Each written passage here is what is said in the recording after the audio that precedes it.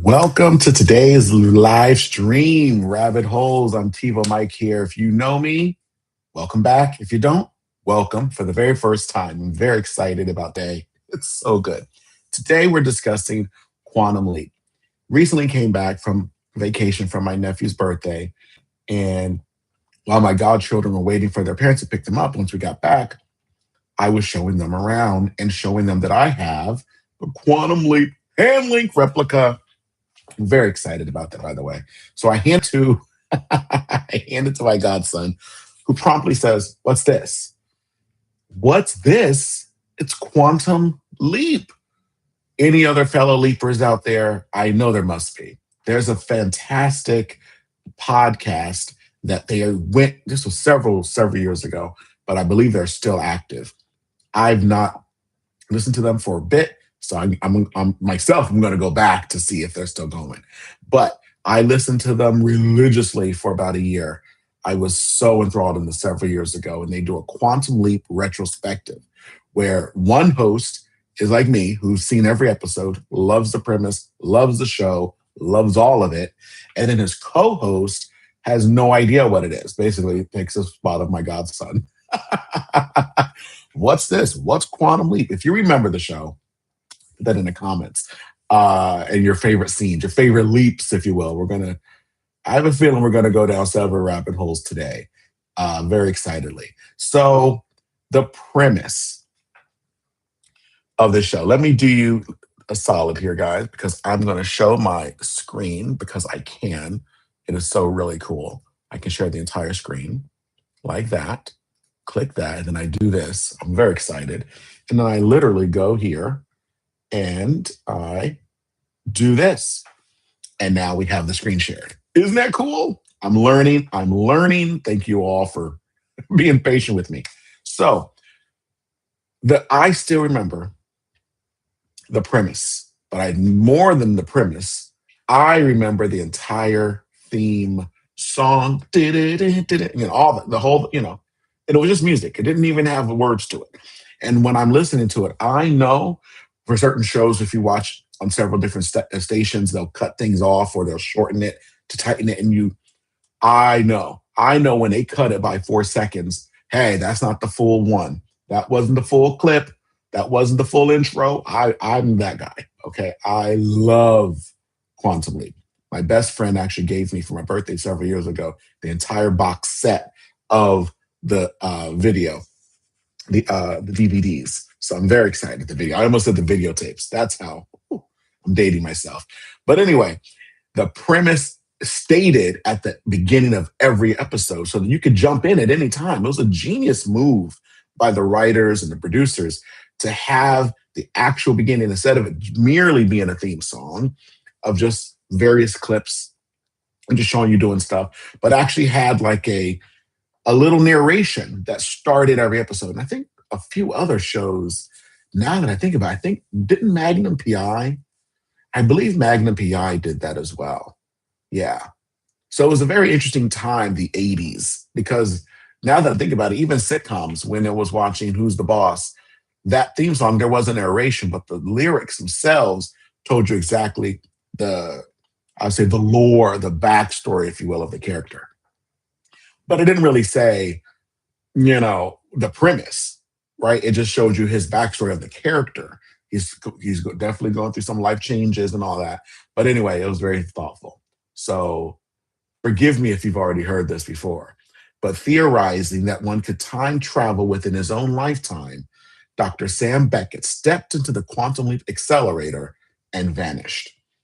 He awoke to find himself trapped in the past, facing mirror images that were not his own, and driven by an unknown force to change history for the better.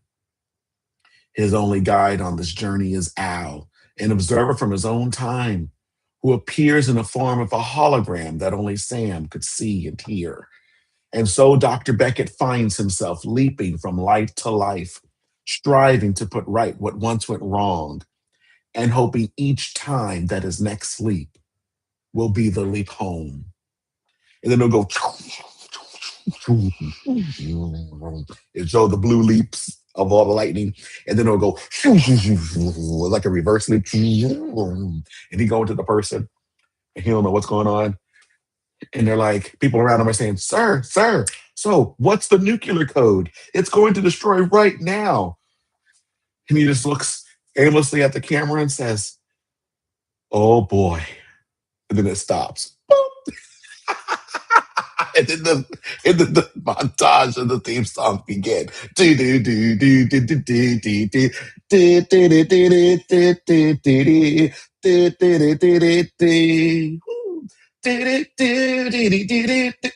Anyway, I'm not a good singer. So even the humming of that's going to be horrendous. And I think it's bad for the algorithm. So I'm going to hold back. But that was the premise. How does that not get you going? And no, I wasn't reading any notes. I just remember these things. Why I can remember that, but I can't remember where I put my keys. It's another. Well, that's unfair. I know where I left my keys.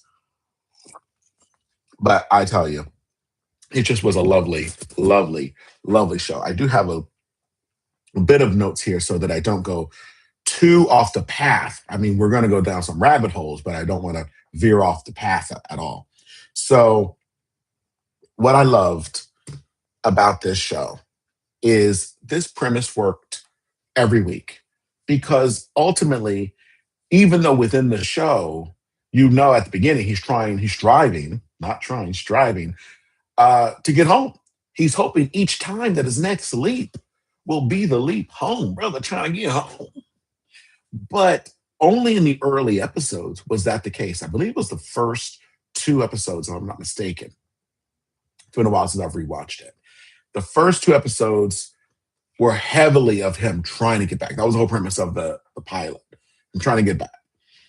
But as the series progressed and you really fell in love with these characters and the leaps themselves became the reason you went for the show.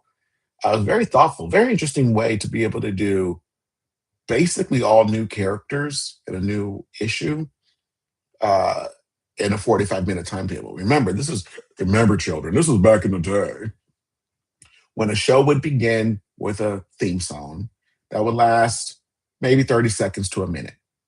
Then, maybe there used to be a little pre-show, but I think that came along a little later. Sometimes there'd be a quick premise, maybe another 30 seconds where character would enter frame, do something silly, and then it would lead to the clip, the theme song montage. Then after the theme song was done, you went to commercial break. Okay. The commercial break lasted whatever it was, 2 minutes and 20 seconds or 2 minutes and 30 seconds, whatever it was. Then the show began. Then you had a commercial in the middle of that half hour moment. So at clock 15 or clock 45, depending on when the show started. That was a long break. That was about 3 minutes. Could be four, depending on what was going on. Then the rest of the show happened. And on a 30-minute show that started on the top of the hour, you're looking at about 25, 24, and the show is done. Or if you're at if it was a half an hour show, it's at 54, 55-minute mark is when it's done. So it goes to commercial break. And then it comes back 2 minutes later just for the closing credits. And then that went to commercial break before the next show happened. So that was the ongoing philosophy. Now we got if you're watching things live, you have 9,000 commercial breaks. It's really quite atrocious. It really is if you think about it. Yeah, it's quite atrocious. But think about the show itself. So here it is. I'm trying to bring up my notes on the best episodes, really, if you think about it. All right. Hold on. Do I have that? Okay, I did. Okay. So there's some, and we're going to talk only about the earlier years. We're not going to talk about that last season. I think it was season 5. Every show has a bad season. Okay. For Quantum Leap, it was the final season, except the final episode, which is a bit contentious among leapers. We feel different ways about that episode. I loved the episode. And yes, as a child, I did find myself confused on part of it, but overwhelmingly loved how it ended. So we will be getting into spoilers For those of you who have not caught up on a show from 19, I think it premiered in 89. Because 93, I think the 93 season was the last season. So there's 5 in there. So 89 to 90, 90 to 91, 91 to 92, 92 to 93, 93 to 94. Yeah. So about 5 seasons, I think it started in 90 and 89. And what was great about it was that finale really honored, if you think about it, really honored the pilot, because the narration of, Dr. Sam Beckett steps into the quantum leap accelerator. He stepped into the accelerator because he wanted to do something. This, and you find out who this Dr. Sam Beckett is. I mean, he's a physicist. I don't remember all the things. In every episode, they added another, notch on his resume. I mean, the brother he was a doctor. He was a scientist. He was a college athlete. He knew jujitsu and karate, and like the brother knew his stuff. Okay, he was a Renaissance man. Amen. He knew everything. And unlike the trope that says if you're a jack of all trades, you're a master of none, this show made him a master of all trades. And it wasn't. I mean, it could be a device used for the show just to kind of get the plot going in, but it never showed up as magical moment. Ironically enough, for the show that's dealing with science fiction, where it didn't just like, oh, we need him to get out of this scenario, so we'll invent this. It made sense to the character that he was someone who just was curious about life. He was enthusiastic, and he was good-hearted and good-natured and very, wide-eyed, and just thought, some people would say naive, but in all the best ways. He had this exuberant hope for humanity. He had this bottomless well of optimism. He had a bright future in his, no pun intended, for himself and for the world. And you just liked the guy. I mean, you were just like, Sam, golly, he was so great. And so it made sense that this guy, oh, he's the doctor. Oh, and he's also an athlete. Oh, and he also knows jujitsu. Oh, and he's also a thermonuclear dynamic engineer person. I don't know. I'm just making things up at this point. But you were like, yeah. And he graduated top of his class and all these degrees and all these. I mean, of course, the guy also invented time travel. So this is a pretty smart dude. He invented time travel, by the way, on using string theory. And he took a long piece of thread. This was one of the great premises of the show, to keep this abstract notion grounded enough for, I think, all viewers, like all ages, to watch the show, but also for those who, because I'm not typically a science fiction fan, but also their premise obviously brought on board, I believe, great science fiction fans, giving them enough of that to really feed them, but not too much where what I call like the casuals or the normies couldn't appreciate it also, and maybe got us more interested into it. Because he took a piece of string and he said, instead of life being like this, like the one end and then the other end, and he's holding up a piece of string. I wish I had a string for this. That would have been great. But he has the piece of string. He says, imagine if you could travel on this spot here, going from the beginning to the end, and you can time travel within your own lifetime. Instead, and he takes the string together and he balls it up and he goes, what if you could pinpoint and travel throughout your timeline on various things? It was phenomenal. You're like, wow. And again, I don't know all the scientific mumbo jumbo of the thing, which is the very premise of the show that I love, because I just liked the idea of, because what happened is when he would explain it, the underlay music would rise and it would make it worked. Producers know what they're doing. It made me feel what they're feeling versus we really analyze what the heck he's saying. But by having all the points stick together, it's not a linear journey. It's clustered. So every piece of your life touches another piece of your life, and you could travel along that way, and it becomes random, which explains why he's leaping. And in one episode, he's in 81 maybe, but then another one he's in 1957. Then he's back in 1953 and then to 68 and then to 71, but then back to 59 and then back to 54, several 55s in a row. Or it was, it's all connected. But isn't that a great philosophy for understanding how our lives are interconnected?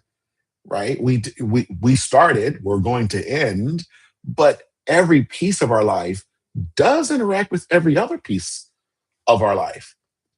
Yeah, it's really quite fascinating. Oh, that's great to think about because it really does. Yeah, I think the show works on that level now that I'm thinking about it. It's really good. So that's the introduction, right? Theorizing that one can time travel within his own lifetime. That was the boundary marker that the show established. It said, okay, you're going to be stuck within this time. So from however old he was in 1989, and the show took place in the 2000. That was the future back then. Think about it. In 1989, the future was this 10 years later, 1999. And that means it had to be earlier because the episode where we get to see the present day, it was 1999 and looked so super duper fantastic. It just was fantastical. It's quite remarkable what even 89 thought of 99, but I think it was several seasons in. So it had to be even earlier. So like late 90s was the future present day. And he was born in 1950, whatever. So the constraint was you knew you're not going to get one episode, it's going to be the Wild Wild West. Another episode, it's going to be, BC.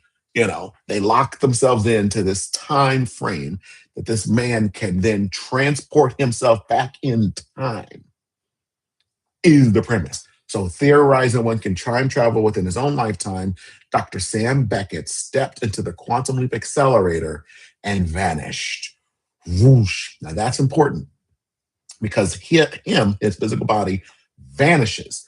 So what's phenomenal about that was the show doesn't, at least in the beginning, didn't try to explain all the nitty gritty.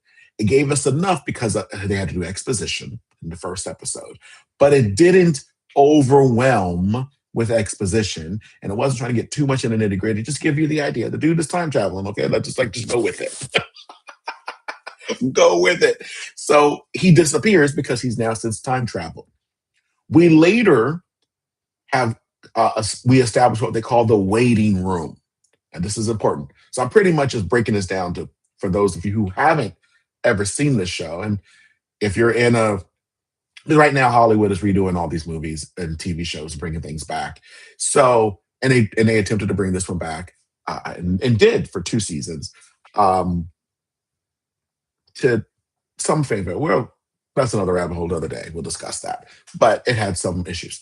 But still, I think, still pretty good. But how am I going to say this properly without not being like the time travel and going too interconnected with you?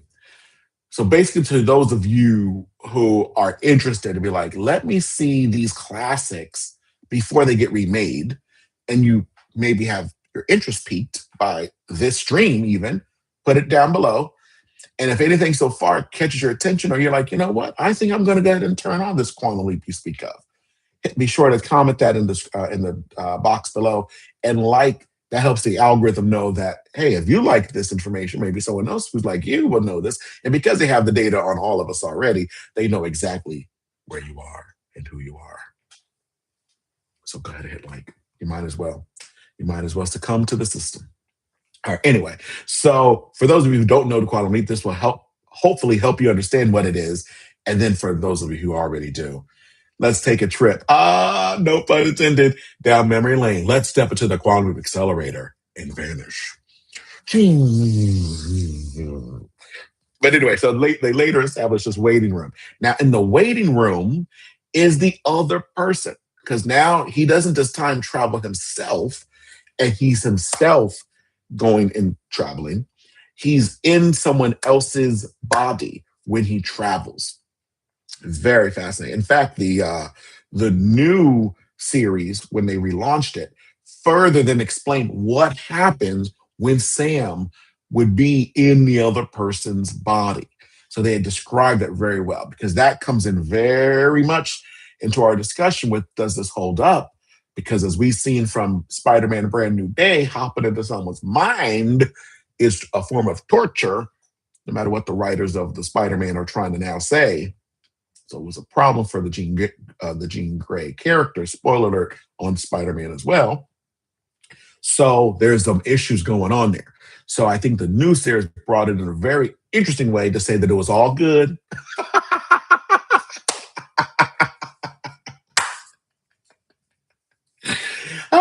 That it was all good. It was all good. Everybody was happy. No one was mad. There were no people harmed. No consciousness was harmed in the leaping of Sam Beckett. Freaking love that. So it's all good. So we have the full story. So anyway, in the waiting room back in the present day, which we would see in a few episodes, would be the other person. Okay. So picture this.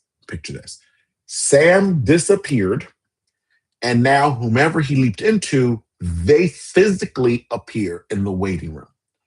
However, they're there in the but it's really their physical bodies swap places and their essences swapped. So Sam's essence is in the leapee's body. Well, no, Sam is a leapee. Or leaper. How am I going to say this? So Sam leaps into someone else. The person who he leaps into, someone else, his entity is inside. Okay, his consciousness, his personality, and all that boom shakalandness. Okay, but the world interfaces with him as the person since his body is right there, or since their body is there. Okay, his or her body is still there in the past, and his essence is in the person. But the person's body is there, but the person isn't. The person is in Sam's body, but in the future. So his body disappeared and vanished from the accelerator, but reappeared in the waiting room. So when Al and the team see him, they're seeing him, but they're interacting with whomever he leaped into instead. Make sense? Follow me here. It's pretty cool. Pretty cool how they do. But they don't explain that until a little later. At first, you just think, oh, he just disappeared. So where is he? Because if he's leaping into other people's bodies, then where is his body, right? So the show, I think, corrected that later by explaining, okay, yeah, he vanished from the accelerator, but he reappeared instantly in the waiting room. Wouldn't that be interesting? Sam's not there. He's back there. It's pretty cool. Pretty cool. So anyway, so that's how he vanishes, and now he's in that world. So it says he stepped into the quantum leap. He stepped into the quantum leap accelerator and then vanished. Okay. Then he awoke. So it's not like every time he wakes up, but in the first episode, the pilot, he did happen to leap into the person while they were waking up. So it's not like every single time he's waking up. But it says he awoke to find himself trapped in the past, which I thought was very interesting. Because he didn't find himself trapped there initially. He found himself to be there. He later, when he tried to leave, he found himself trapped. But anyway, I'm not going to quibble with the people. You get the point. He's in the past now. And he says he felt trapped in the past, facing mirror images that were not his own. Why? Because the mirror is showing what they see, right? Mirror, mirror on the wall. Who has Sam leaped into at all? I don't know. So he's seeing the body he's in. So that was also more comic effect. And by the way, also did practically with the effects there, which I thought was pretty brilliant. So he's brushing his teeth, but it's really, he sees the lady that he leaped into. So really her teeth are being brushed. It's really cool. So that's why we know the essences swapped, even though the bodies didn't move, is what we're saying. He's still in the future, his body, their body, his or her body in the past is still there. So it's all pretty cool. I think that premise works, but you got to really explain to everybody's okay with this, that there's no harm being done, right? So that's the premise. So then The rest is okay. So premise, he found himself trapped in the past, facing mirror images that were not his own. Wait, facing mirror images that were not his own, and driven. There it is, and driven by an unknown force, which he meets in the finale. Oh my gosh! Well, we'll get there. We'll get there. It's really good. Anyway, he's driven by an unknown force because see, what happened was Sam. This is so good. Dr. Sam Beckett designed this time travel machine not to go back like Marty and go and win bazillions of dollars by betting on gambling odds or the winners and stuff. He wanted to travel in time to witness humanity, right? To do this wonderful experiment. By the way, the government was paying for it because how'd you get all this money, right? The government is doing this, by the way. So the government, in story or in universe, it's the government backing this thing up.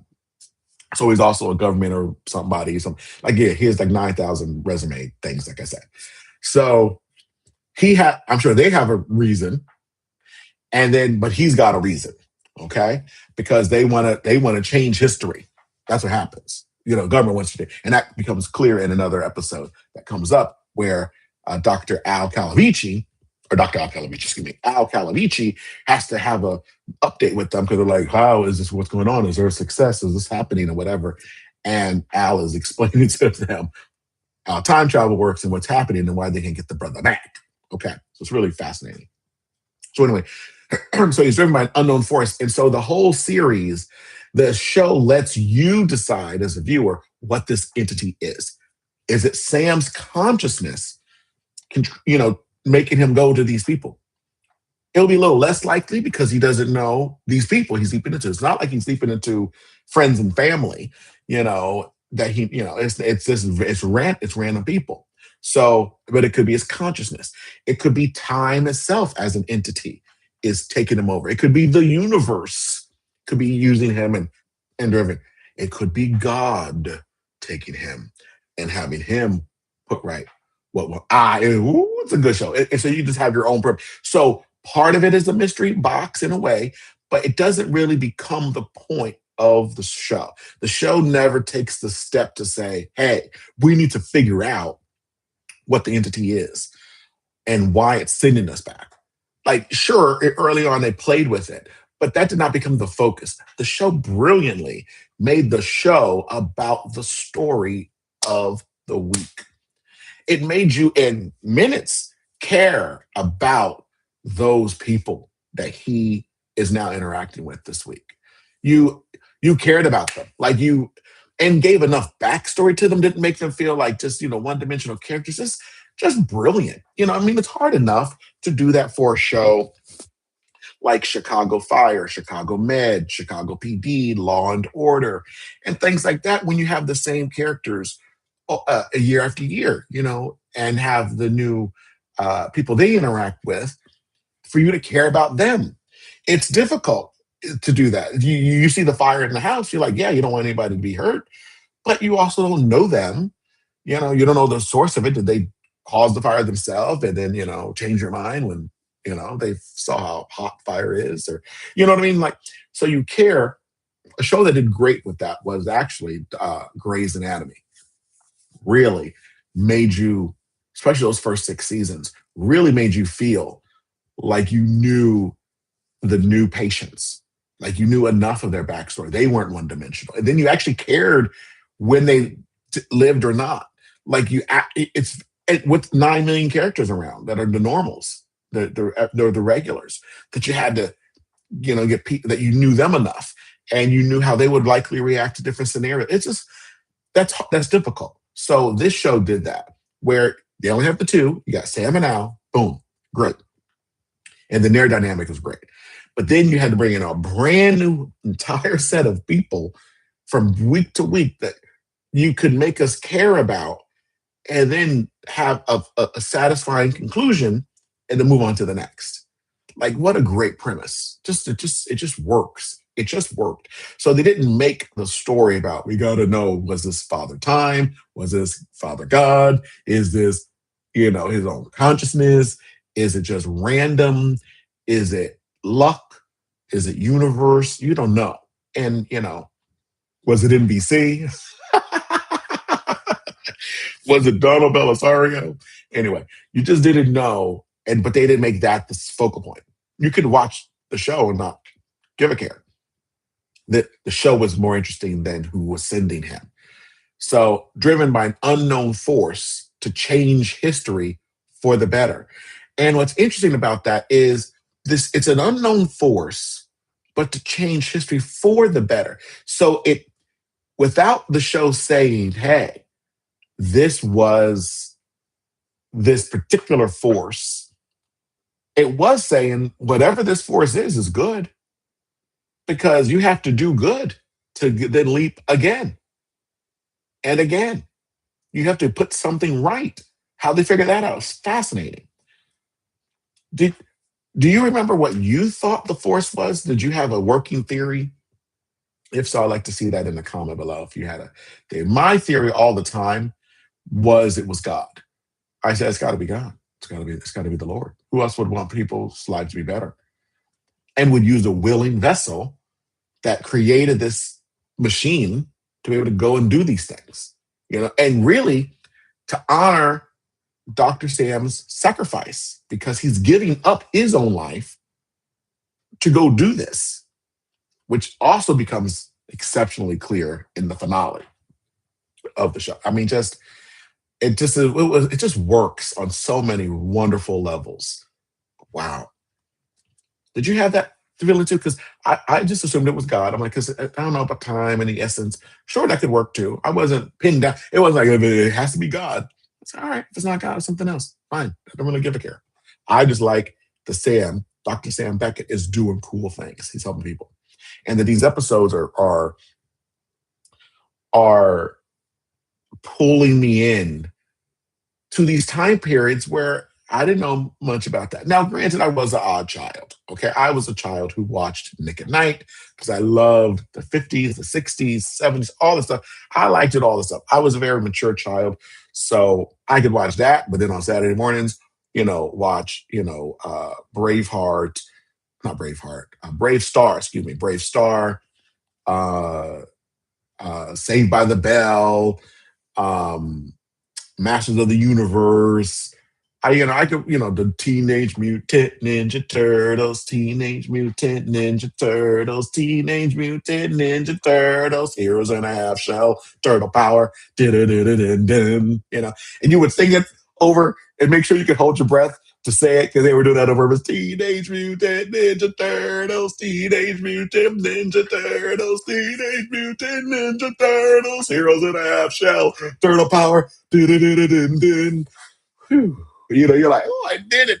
I did it all in one breath, Oh my gosh, it's too great. I can go from that to that. I just wanted to watch television. So, granted, in a way, I guess I was already like primed for that market.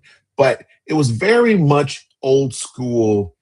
50s, 60s. They really spent a lot of time in the 60s and 50s. And when they would bring up the 80s, it felt more like, oh, that was just obviously around the corner.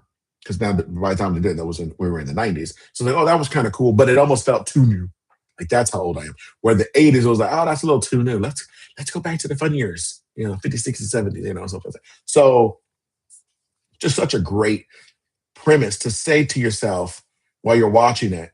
And that's what's great about it. You got to ask, what would I do?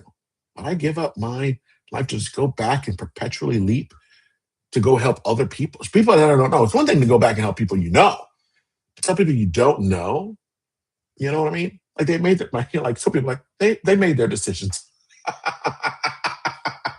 They made their decisions. So I just think that is so fascinating. Theorize. I just love that. Theorize. No one can time travel within his own lifetime. So he's theorizing this. He steps into the quantum leap accelerator and vanishes. He awakes to find himself trapped in the past, facing mirror images that were not his own, driven by an unknown force to change history for the better.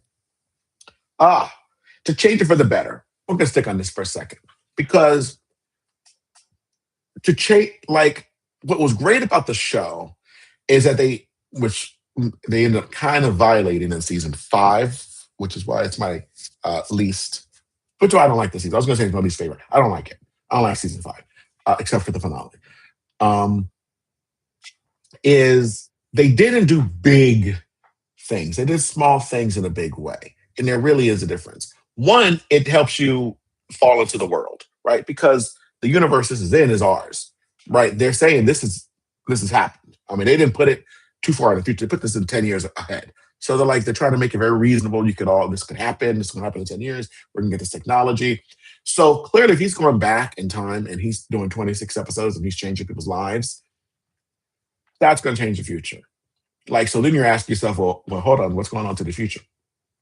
So the show, I think, properly addresses this by making sure he's helping individuals, in their life. Now, yes, one life touches it because, again, the string theory, one life, just like that, you could say it. The string theory is the same when you help someone else, when you interact with someone else. You take a piece of them with you, and your interaction with them helps shape how they interact with someone else, and that shapes how they interact.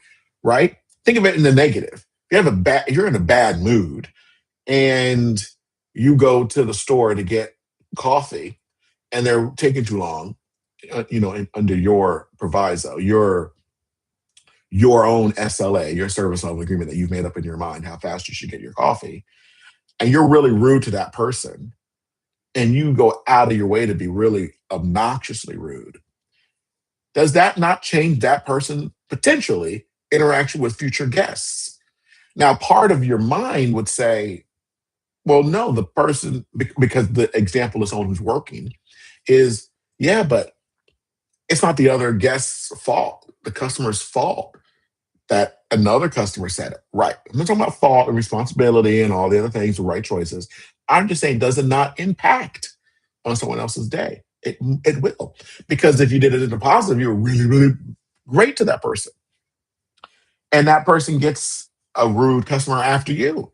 They're more likely that it would take more rudeness potentially to bring them down because of the interaction they had with you was so wonderful. So your life does get like one life touches another that is one person removed. So the next person's experience was helped partially by the interaction from two people before. So it's very fascinating, this idea that he wants to change history for the better, but the history isn't just this history. It's this individual person's life. This person helps the person get the job, helps the person communicate more effectively with their children or parent, helps them more effectively interact with their neighbors, helps them interact better on the playground, on the rest of the day. It's so good because it solves a problem you would logically maybe distract you from the show and take you out of it, is if you said, well, hold on, he just changed something really big. He just helped that guy create a nuclear physicist's mom. This is like, oh, he helped this person get that job. Got it. He helped that person win that game. Got it. So those are the stakes. But in episode, in universe, I mean, everything depended on it. Dr. Sam getting home depended on it. It mattered to the viewer because you're like, Becky's got to get that job. If Becky doesn't get that job, she's not going to be able to overcome that thing over there, and that's going to be horrible because then Lisa's going to say that to Bobby. You're rooting for Becky. It's so well done. It is so well done. And it's big stakes story wise, but small enough to not make you go, well, hold on, now that doesn't make sense because now how is that going to happen? If you just created the skyscraper, how is that going to, if you just invented the new Tesla, how is that going to, it didn't go there with such big stakes, which I thought was just phenomenal. It's really good. One of the episodes where they did that with is Sam leaps into this woman, and those are the funnier episodes, right? Because he's like, oh, he's got to wear high heels, and the whole regular fodder of that stuff, but still good. And he would leap into this. He leapt into this secretary, And the term executive assistant was being thrown out around in the episode. And the boss was sexually harassing her. I hope that doesn't get me, demonetized, or I'm not demonetized anyway, but whatever it is flagged on the thing. But I tried to say SA, right? He was SA her by making very, very lewd suggestions to her all the time. Just, and the show made it obvious to even, it wasn't subtle. It was like, we want to make everything like times 10. It's like this woman is gorgeous. And it's not even like, oh, this guy's just being like, it just made it overly obvious that this person is very attractive. And this guy who's married, who's her boss and all this stuff, is is harassing Sam, who is, in this woman's body. But anyway, so you're like, oh, it's just going to be funny because now you're not nervous for her because now it's Sam, right? So in universe, in the episode, you're like, good. He's going to beat that brother up because obviously society, we are not for SA, even if it's just talking, and doing that. We find it creepy, we don't have, the legal world is different. You got it. Because then when it's legal to take things to court, it's more difficult and more nuanced because we've made so many rules for ourselves the way court works, which the show beautifully talks about in many episodes, is it's out of a distrust for us. We know humanity is inherently bad and will lie and will whatever. And people in power may do that. And so we know that. So we attempt to offer so many different rules and guidelines and how it all is going to properly, be adjudicated so that only evidence that matters gets through, right? We can't just take, well, people always say that. And then we like, no, we want, and so it has a negative impact too, because you just can't get the bad guy because you're like, well, you got the good guy's got to prove the bad guy's bad because in court, the bad guy is actually the good guy until you prove he's a bad guy. So it's more nuanced. So in the show, you don't have to worry about any of that in this episode anyway, because they're not dealing in court. You're dealing with Dr. Sam Beckett, who knows jujitsu. And this dude is hitting on this girl, and we know he's hitting on this woman because, why? We know he's hitting on them because we were there in the room. Because these people do this when they don't have people around them. That's why, who do we believe, right? And that's what makes it beautiful that they skip that part where we do know what's going on and we can just be ready for Dr. Sam Beckett to beat this guy to smithereens. But interestingly, in universe, Al says to him, who's telling him, hey, this is what you're here to do, says, yeah, you can't do that. You can't beat him up. I can't beat him up. No, if you beat him up, it does this, it changes this, it changes it, and it makes this person's life worse and all. Like, you're like, doggone it. So, and also the episode will be over, right? We wouldn't have 45 minutes of an episode because Sam beats him up in 2 seconds. So it helps bring it more nuance.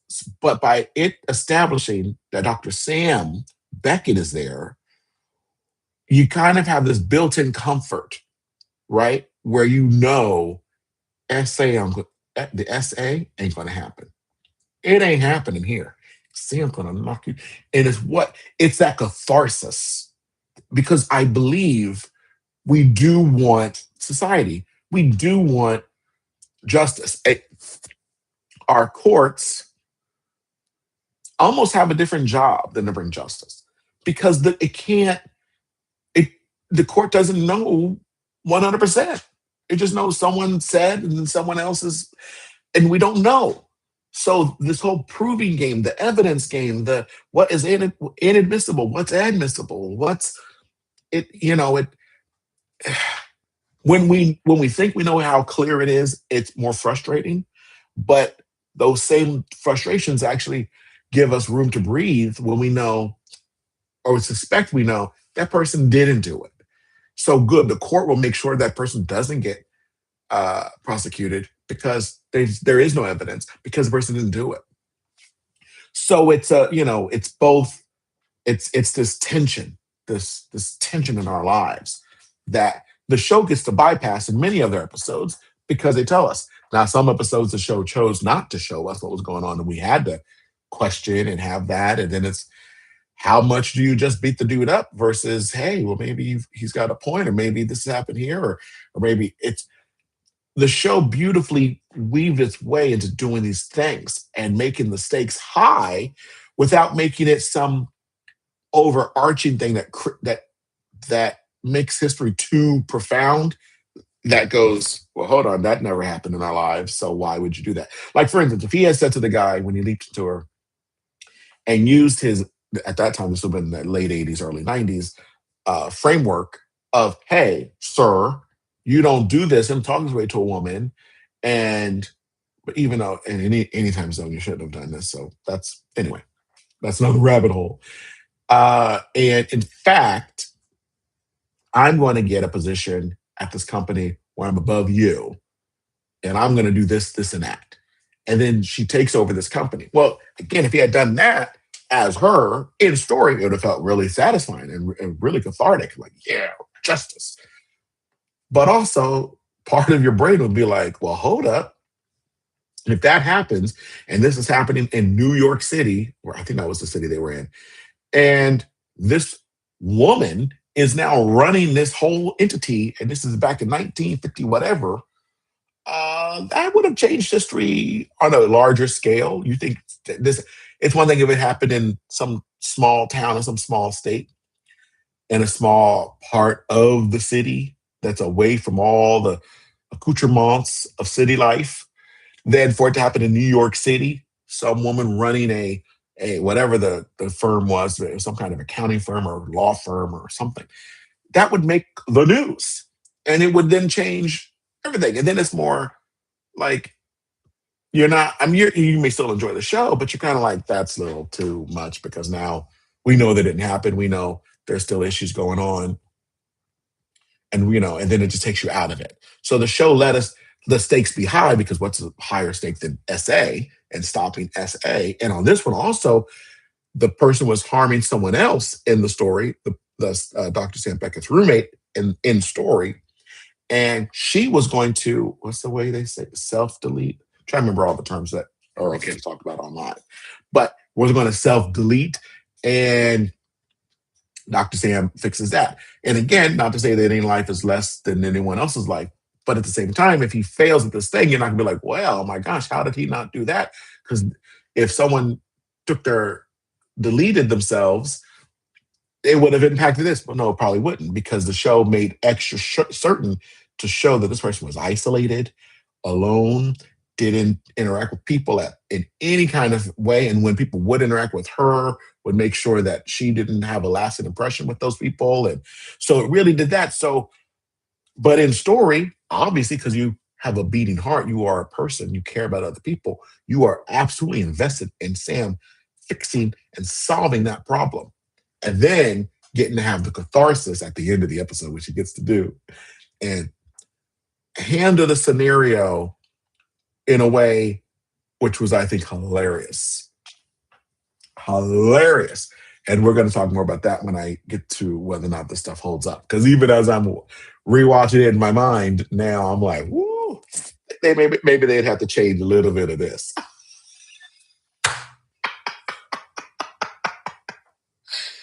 Oh, what a show. What a show. It is such a good show. Golly. But he's got it. But there are real stakes, is my point.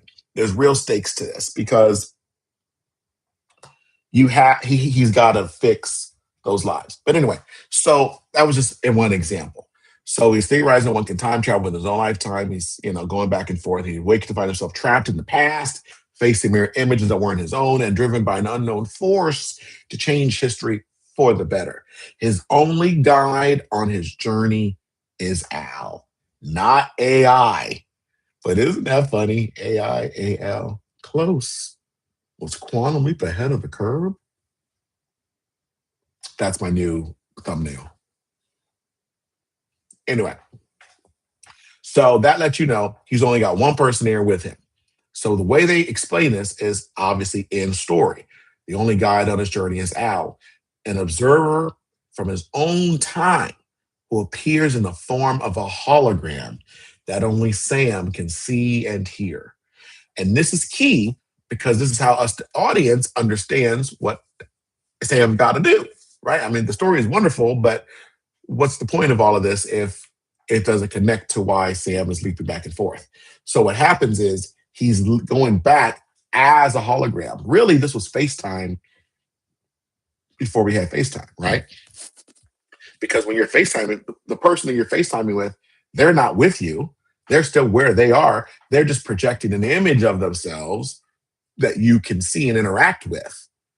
And only you can see and hear, right? Can you put your headphones in and all that? So anyway, I think it's beautiful how they did that.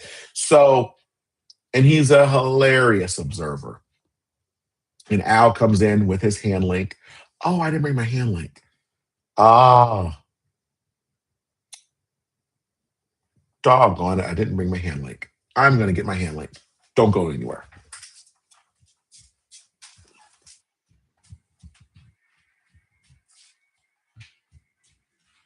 Don't go anywhere, people. I'm still on the screen. In spirit.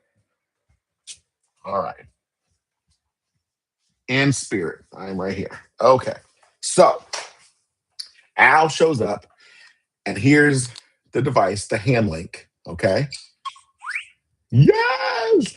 And he interfaces with it, and he just says, all right, Sam, let's see here.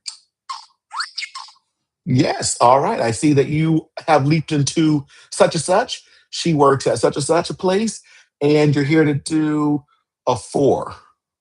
And Sam, we were like, a 4. He goes, a 4. Ah, forward. You're here to forward an agenda, right? It was so cool. Anyway, plus I finally get to show this thing. So if I ever get monetized, it'll actually pay back for me getting this replica. Cool. And I'll put a description in the box below because I believe the gentleman who makes these he runs them in very limited batches. So I'll put the link there if he's still doing it. And the link below. Glory. But anyway, it's so much fun. I just play with this from time to time. It's so great. And he's done a really great job. These are all the sound effects from the show. And because Al is literally a hologram form, Sam is moving around. Obviously, he's in a car, he's in a train, he's on a boat or whatever. And sometimes he would send Al somewhere else to go check on what's going on with somebody and then, report back to Sam so he knows how to fix the thing or whatever. So Al would be like, he would yell because Ziggy is the computer that he's interacting with. And then Gushy is someone who also works at the project who he can yell to because the reason he's yelling is because, remember, he's in the imaging chamber. Another thing of lore from the show. He's in an imaging chamber where he steps into the imaging chamber so that the image of him can be projected to Sam. Okay. But the imaging chamber is right there at the headquarters. So if he screams, the people can hear him, right? Because he's in the door, because he's still in the future. Anyway, so he'll shout, Gushy, center me on Samantha. And then that sound effect would play.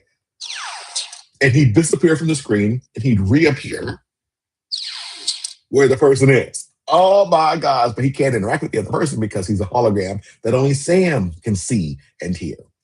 And we later find in other series, find out in later episodes that Dr. Al, I keep saying Dr. Al instead. Anyway, Al can be seen and heard by children and animals. So they add that in, that they can, I think that the show says their innocence or something shows that they can see truth or something like that. It was a very funny kind of clue story, kind of, hokey, but I still appreciated it, that it works. And they use that to their advantage in a few of the episodes. So they just play this to Ziggy and just say, all right, that's the door. So when he would then leave, so he's in the imaging chamber. He's not going to stay in the imaging chamber the whole time. He needs to go eat, drink, and go talk to people or whatever. He has to leave the facility to go back home, and go back to the office, all this stuff. So when he would do that, you would see the imaging chamber door right? Because remember, he's in the imaging chamber. So you have to leave the door. So the show did a cool way. So the show would be like, Al would be talking to Sam and say, all right, Sam, we're going to go back and we're going to go find more stuff out this for you. See, you hear that? Hold on. You hear that? And then the door would raise and you see this thing. It would just look like a doorway with light. That's all you would see. And then Al would back into the light, right? A little behind. And then he would hit the button again. And that closed the door. And then light would go away and he would be gone because no longer in the imaging chamber. Oh my gosh.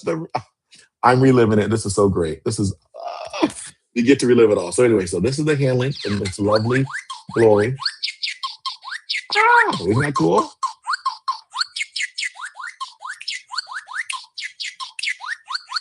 This is the Ziggy song. No, it's not a Ziggy song. All right. And I like when they would just like, part of the word would show, he would have to hit it. He'd be like, yeah, so it says the doorway. Well, you have to go to the door. The door. Doorway. It's interactive. Anyway, I had to get this. So just so you have that. I should probably leave that here in the background. I don't know if you can see it here. Like that? Yeah. We'll just do that so you can see the Handlink in the rest of the episode. I think you can. Let me see here. Uh-oh. Let me see. Okay. Ooh, just making sure. All right. It seemed like the live had gone away. I was like, no, the live can't go away. We're in the live. We're going to do it live. We're doing it live. Epic. We're going live. We're doing it live. For those that know, you know. Okay. Anyway. So that's who Al Calavici is. And Al Calavici, man, his story is beautiful. And boy, does that come full circle in the episode M.I.A., which we're going to talk about in another portion of this in a second. But so if you're reliving this all, if you're thinking of great memories, your favorite Quantum Leap moments, your favorite interactions, or you're just talking about this Handlink behind me too, then please write that below. Let's chat about that. Put that in the description box or comments, whatever it's called, below.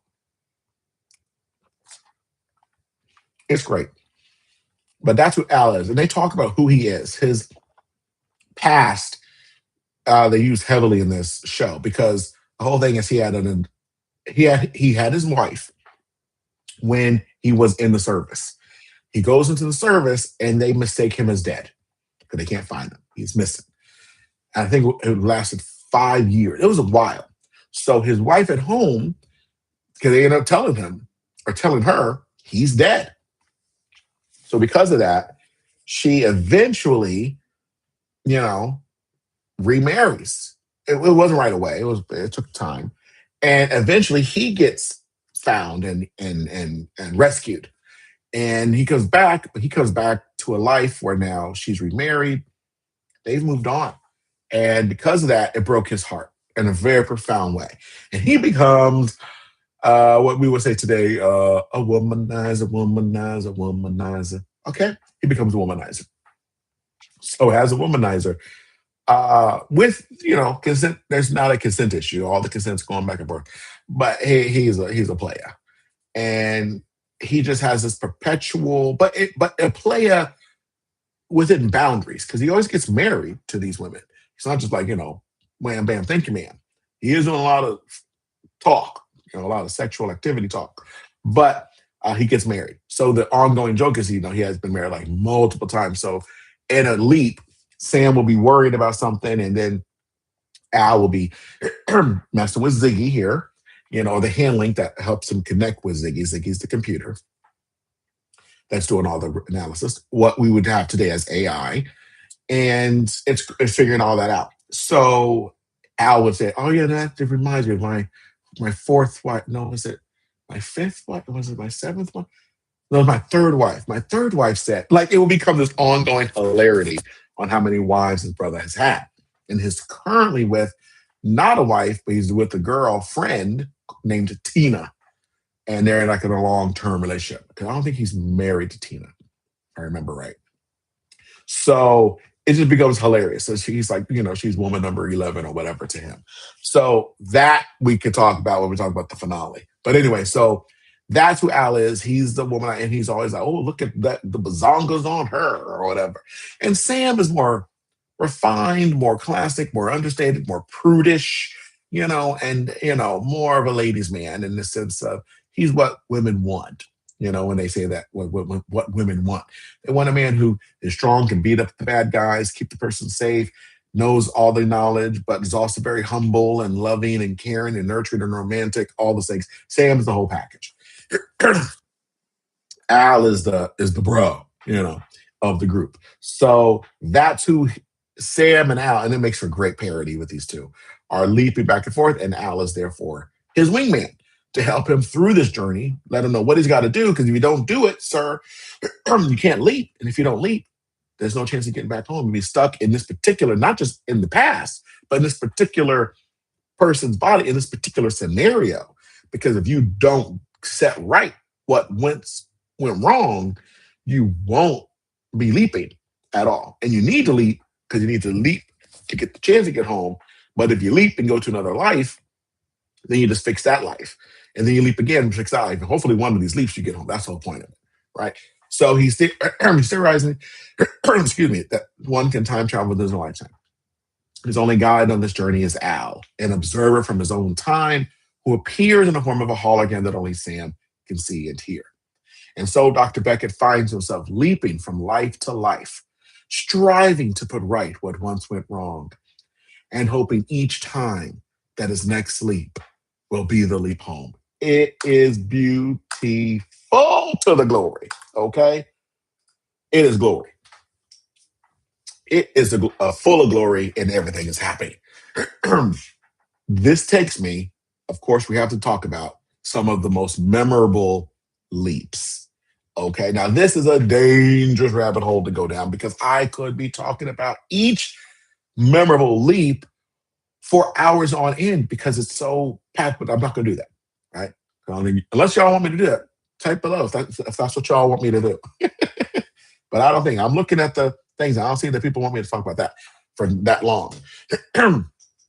But that is how wonderful the show is, how well crafted the stories were. There's a particular story that's really memorable because it was memorable for all the silly reasons. They had an episode where Dr. Sam Beckett leaps into an orangutan.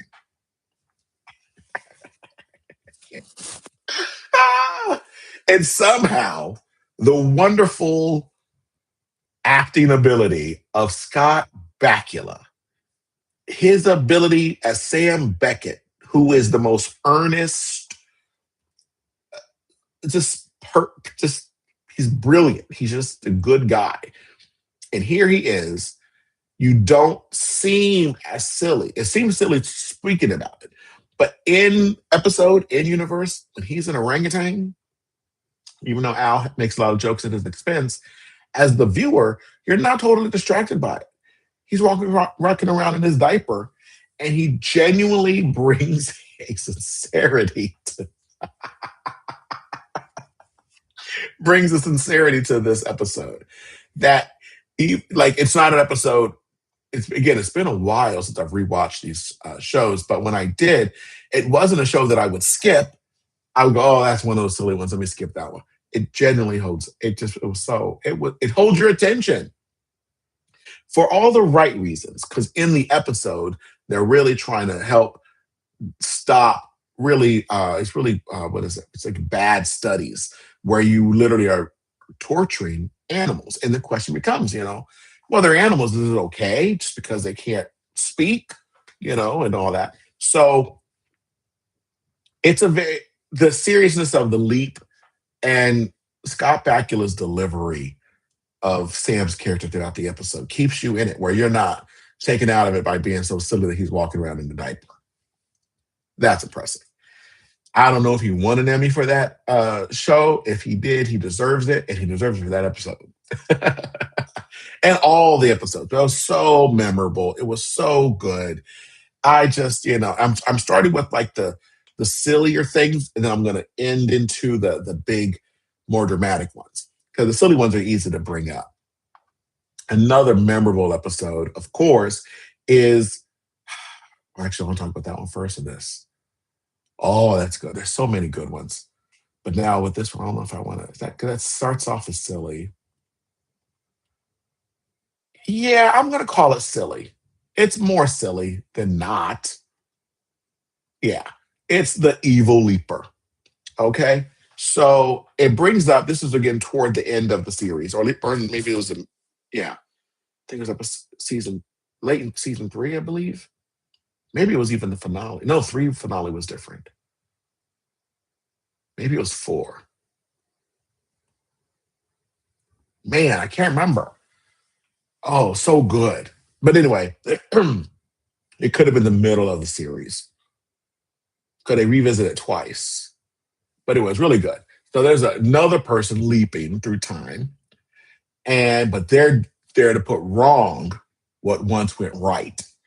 And what's interesting is I'm not sure if Sam's leaping. Oh, that's a good thing to look when I look back at it.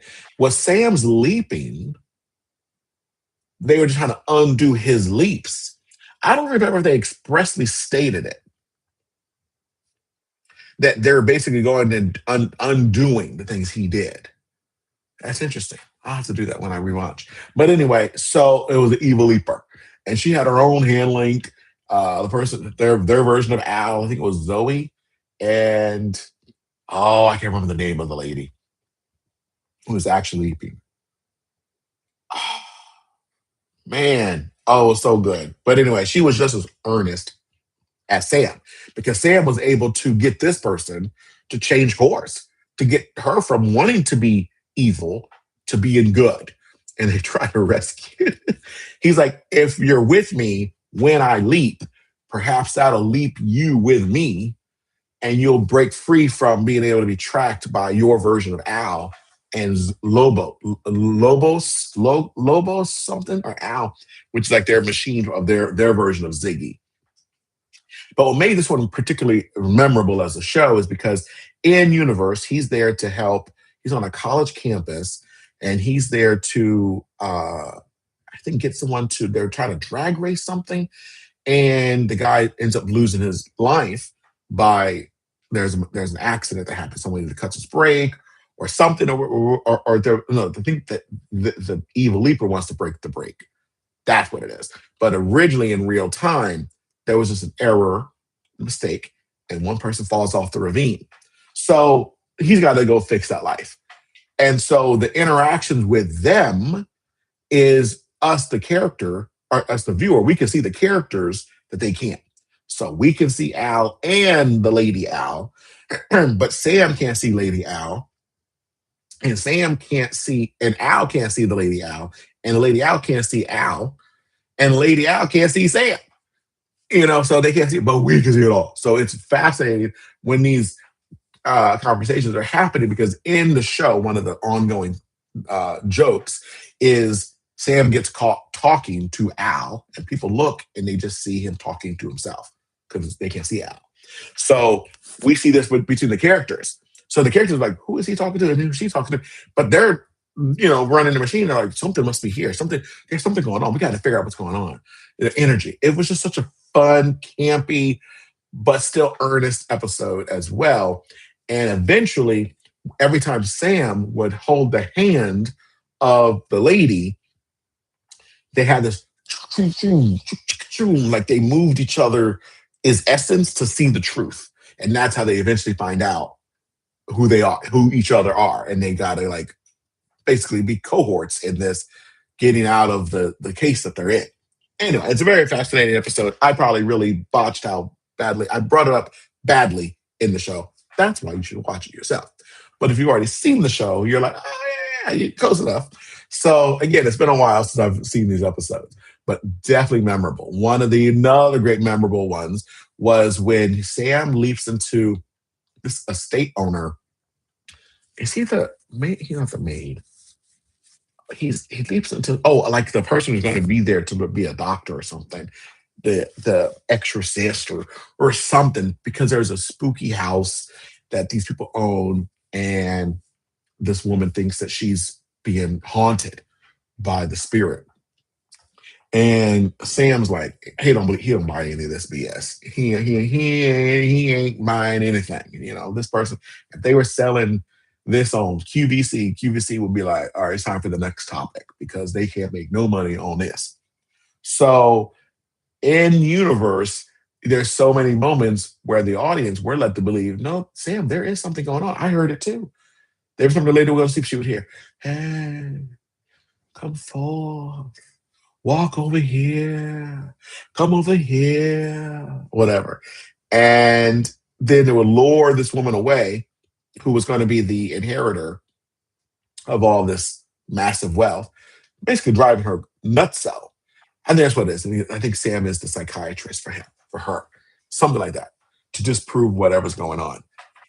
But she's being driven nuts because she thinks she's being whatever. And the audience were like, no, we think you are. We heard the thing too. And weird things and weird phenomena would happen. And then Al would say things to Sam because they were having their own theoretical conversations why this can't be. And Al's like, hello, did you look at yourself? Is it possible for you to look in the mirror and see someone else's thing because your essence is there and you're traveling in time? And you're now saying she can't be hearing a ghost? It was so good. It's such a good episode. But of course, the show, it lets us still be ambiguous because at the end of that episode, spoiler alert, you find out, well, no, you know what? Because if I do want you to watch, I don't want it to be spoiled. We'll just say it leaves it on an ambiguous note. There is enough rationale to understand what happened, but still there's something that happens that you're like, what the heck? What the what? What the what? It's really good. It's really a good show. It's phenomenal, actually. Um, and again, these are just like quick highlights of just memorable episodes. So I'm not going to dive too deep into them. I may come back next week and maybe deep dive episode by episode, one into. That would be kind of interesting. If you want to see that, let me know. Put that in the comments below. But these are just like the highlights to get the essence of it because we're getting really to the fundamental question that we're going to be answering is does this show hold up? But I got to give you some highlights so you kind of know from happy to sad what happens. So in a more serious, memorable episode, there is this, because there was, wow, I guess the show really did essay because there was in a kidnapping. It was both. Start off as a humorous episode. It was Sam leaps into a mother of three, a single mother of three. I think the father had died. Yeah, I think the father died or divorced. I can't remember. But single mother of three and in the 80s. And one of the children, the son, who he was the character from Blossom. He was Blossom's oldest brother. And the girl from the Torkelsons was in it, the daughter. At the time, she was really young. And then a really, really young child who's like 3 or something, who could see Al, because who can see Al? Kids and animals. So he leaps into the single mother and he tells her, hey, your son is going to be kidnapped, and they never discover his body. And this takes this woman in a really dark place. She never gets over it. She never moves on with her life. And it impacts the family. The sister does this. The other sister does this. It's just like it's going to be bad. You got to like figure out why he runs away. Because people think he ran away. And then, but we don't know whatever happened. We have no idea what's going on. So in the episode, Sam is trying to connect with the son, she's a teenager, so it's an odd for the teenage boy to connect with his mother and all that. That's an interesting dynamic. So but you also have the dynamic of Sam is a single mother raising 3 children at 3 different stages of life and has all the complexities of working single mother at that time. So they kind of make that. So you think it's going to be more humorous and like Mr. Mom. And then it really takes a dark place because it turns out This brother did not run away. Okay. He probably thought to run away, but he ran away from his friends, but he gets kidnapped by some bad, bad people. And that scene where he's in their van, I still remember this as a kid, just being, oh, I'm like, come on, Sam. Is he gets put in this van. And the whole time, all you see in the van throughout the episode, like they'll show it, like it's going to be bad. And so now you're in this van, but you still don't see the people yet. And then eventually, one of the guys comes back while the other guy is still driving back into this, like the cart, the cargo part of the van, of the truck, the van, or whatever. And he's coming towards this teenage boy who is, bound and stuff. And you know what the brother going to do, okay? Or you suspect what the brother going to do. And I mean, it's petrifying. It's traumatizing, actually. And we'll let you see what happens. But that episode was good on so many levels because it showed a different side of Al as well in this episode. Because again, Al is the womanizer, makes the jokes. He's comic relief to Sam. Sam's a straight man. And then Al is the comic relief. So that dynamic works beautifully. And in this episode, Al really has to help Sam with the children and be watching them because there's different things going on. So he's interacting and reading bedtime stories and all that with the daughter because she can see him. But then the other daughter's like, who's she talking to? It's not good that she thinks she has an imaginary friend. It's so wonderful on so many different levels.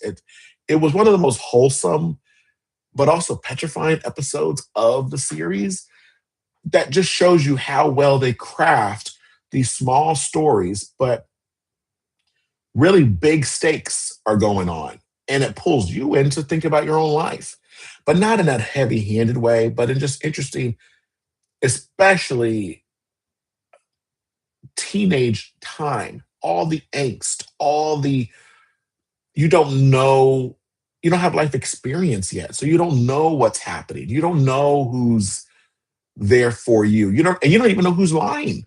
You just think if someone says something, they're telling the truth. And so everyone's trying to one up each other or trying to all fit in. But turns out everybody's telling a lie. It's a very cathartic episode. It's a very memorable episode. So just watch the show or rewatch, if you will. And I mean, there's so many I can go over, but let me just end on one more to kind of dive into the next segment of this, which is this a classic or nostalgia? Basically meaning, let's answer the question, right? Does it hold up? So this is really good. One of the more serious episodes and there are so many. It really does. It really goes, it goes the gambit for everything. It really does. But one of the most interesting episodes was the finale. Because in the finale, and I'm actually going to talk about 2 episodes in one because this episode references 2 episodes in one. In the finale, Sam leaps into this bar and we don't know where he is. But he looks into the mirror and sees himself. Okay, it's mirror image. Now, this is a heavy, heavy spoiler. If you think you're going to watch this for the first time, don't watch from this point on. Okay. If you don't care, you're like, no, whatever, then keep listening because it's really fascinating. And I'm biased because my opinion is I loved the episode. I love the finale. There are some that disagree. If you disagree, tell me why you disagree in the comments. Respectfully, please. Plus, it's good for the algorithm. But he leaves and sees himself. So you're flipping out as a viewer like, what? He can see himself? Turns out we're going to get all of our questions answered. They open up many more other questions that we don't get answered because the show got canceled after this. But this was meant to be NBC. They didn't know if NBC was going to bring back the show. Okay, that's the outside. We know too much about TV. So that's why it played this way. It had to act as both a season finale and a series finale. Okay. So we find out that he leaps into himself and there's a bartender there that appears to know everything about Sam. Everything. So we turned out that the bartender is the force that's moving Sam around. That was waiting for the moment for him to create the device and step into the accelerator, the quantum leap accelerator, to take his opportunity to take him around.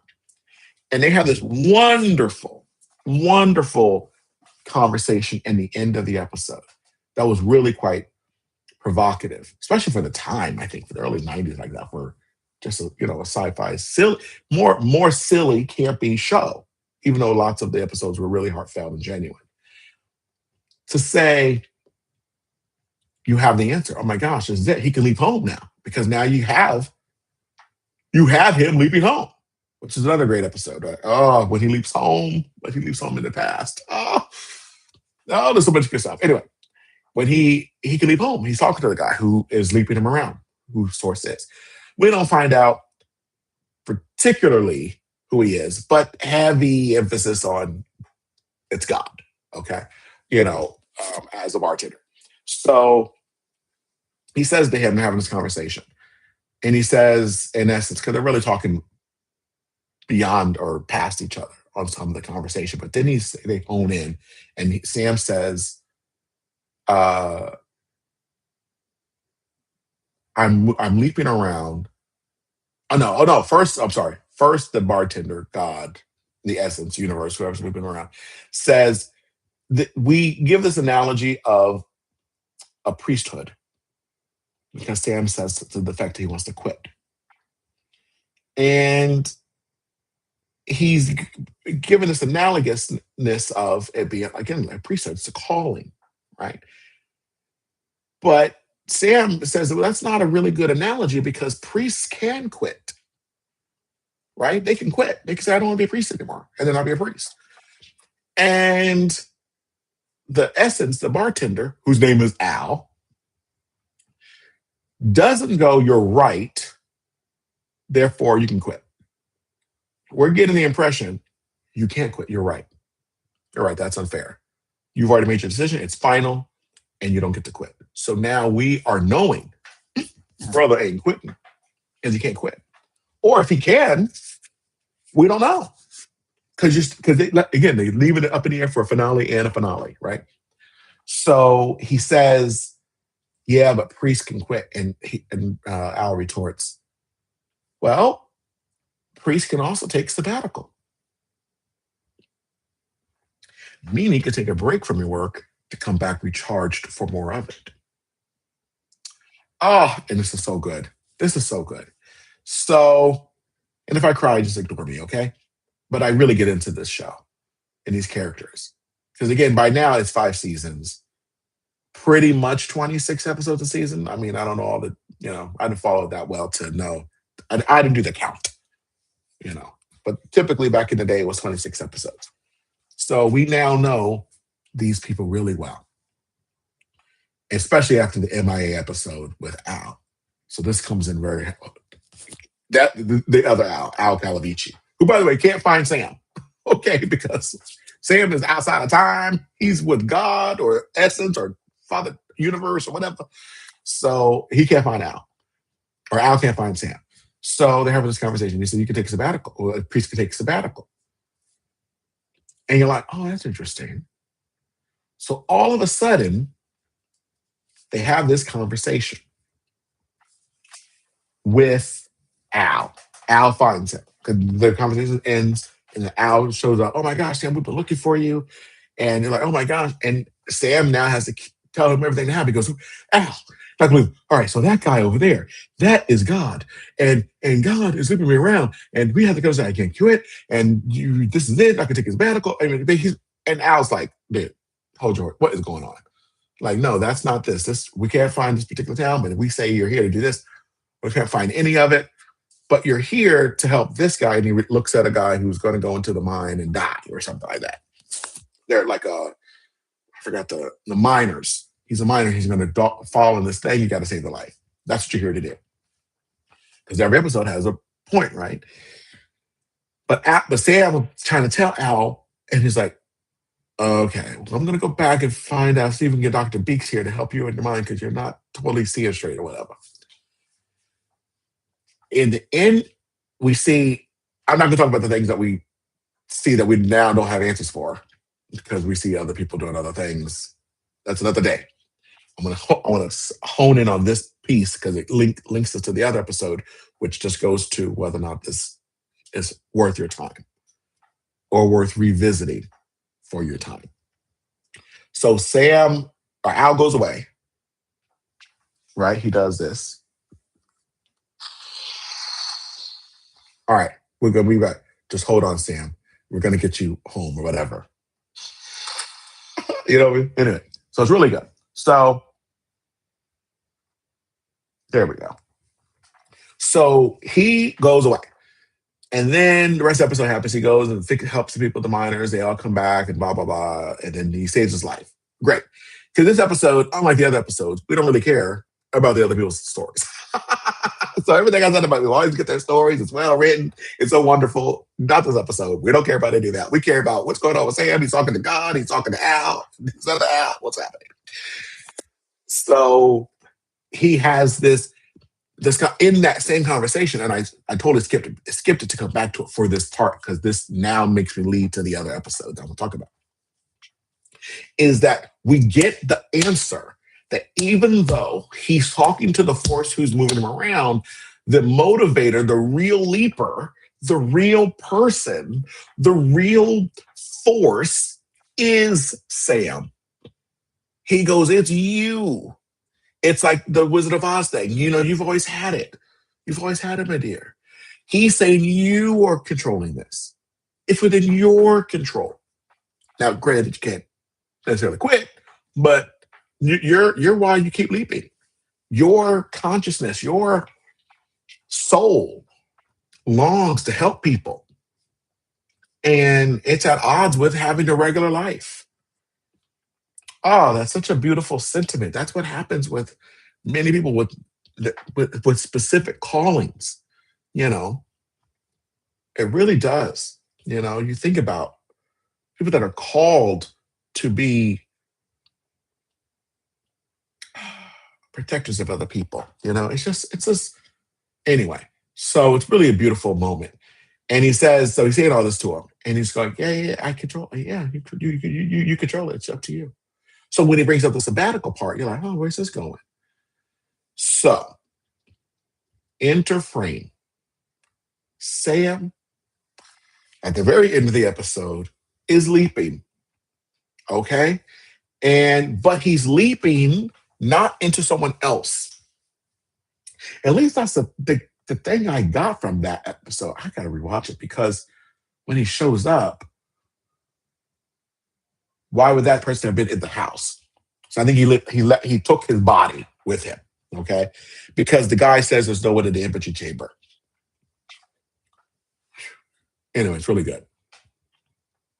But anyway, so he leaps and he goes back to Beth, Al's first wife. He leaps while she's in the middle of her apartment or house and talking to her. I think that's what it was. Or did he knock on the door?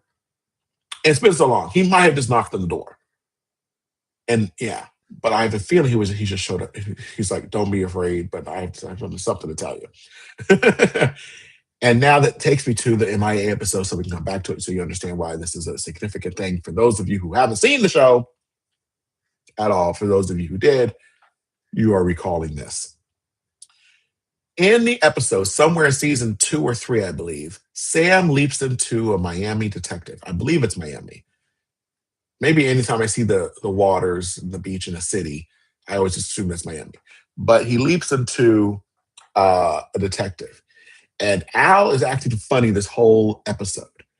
And he's like, well, what am I here to do? And he's like, you're here to do that. But he's not seeing him interact with the hand link and then give the answer. Instead, he gets the hand link. He says, you're at this time in this, because he always gives him the year he's in, the location. And then Al has this look on his face. And after that, starts talking with Sam what he's got to do. He's got to go and stop this particular lady, this traffic stop. He's got to do this to her. He's got to say this to her. He's got to say, and it's all quite not making sense because in the episode, his detective colleague partner is in danger and it's on his own thing and is going to be killed. Somehow Sam finds this out, realizes it, and gets Al to confess because he finds out that this woman that Al claims Sam's there to do something about, he puts it together. He goes, wait, isn't that Beth? That's your first wife. The one I said remarried because Al was missing and presumed dead. Right? And moved on with her life. Because he was the love of her life, and she was love of his. And Al wants to change history for the better. But the rules self-imposed to the rule of the Project Quantum Leap, is you can't change your own life because that's selfishness. So